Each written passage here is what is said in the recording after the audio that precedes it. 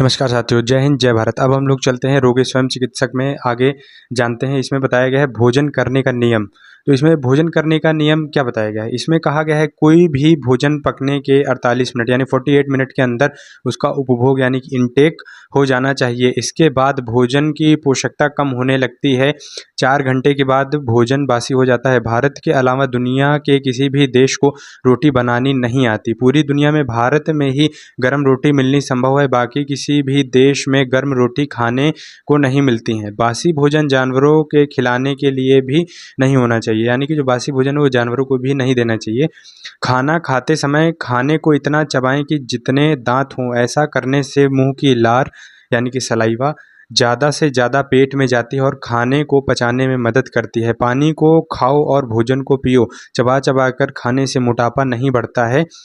जो वस्तु देखने में खूब चमक रही हो या चिकनी हो उसे कभी ना खाएं, जैसे कि फास्ट फूड या केक पेस्ट्रीज वगैरह ये सब। और बीमारियों के इलाज करने से ज़्यादा महत्वपूर्ण है बीमारियों से बचना। इसलिए खाना खाने से ज़्यादा महत्वपूर्ण है खाने को पचाना। भोजन पचेगा तो रस बनेगा और उसी रस में से मांस, मज्जा, रक्त, मल, मूत्र, वीर्य, मेद, अस्थियां बनेंगी जिनका शरीर को काम होता है। यानी कि जो फूड पचने के बाद जो प्रोटीन और ये सब मिलता है उसका रस, तो वो बॉडी में काम आता है।